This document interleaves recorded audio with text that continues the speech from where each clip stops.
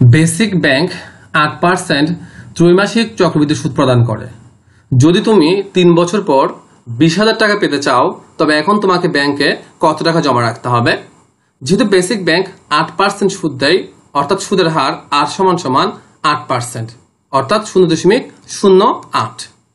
যেহেতু ত্রৈমাসিক চক্রবৃদ্ধি সুদ প্রদান করে, অর্থাৎ 3 মাস পর পর সুদ দেয়, তাহলে 1 বছরে সুদ দেবে 4 বার, আর 1 বছরে যতবার সুদ দেয় ওটাকে আমরা প্রকাশ করি M দ্বারা, অর্থাৎ মাল্টি কম্পাউন্ডিং ইকুয়াল 4 বার।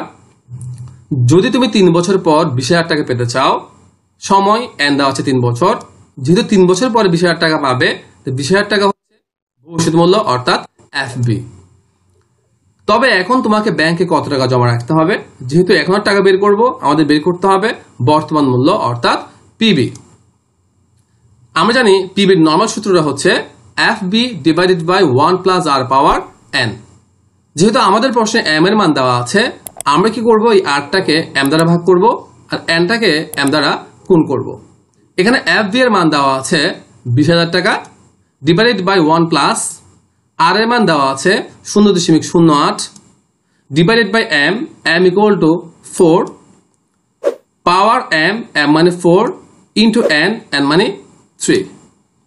উপর আছে 20,000, নিচে 0.08 কে 4 দ্বারা ভাগ করে 1 দিয়ে যোগ করলে দাঁড়াবে 1.02 পাওয়ার 3 × 12।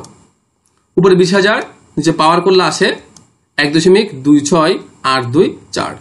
এবার 20,000 কে 1.26824 দিয়ে ভাগ করে দাও, ফলাফলটা দাঁড়াবে 15,769.89 টাকা। ধন্যবাদ সবাইকে, আজকে পর্যন্ত, দেখা হবে পরবর্তী প্লাস। R এর মান দেওয়া আছে 0.13, পাওয়ার দেওয়া আছে N দেওয়া আছে, এরপর লিখতে হবে এন্ড, এরপরে ডেটার আগের অংশ, ডেটার আগে আছে বিলিভ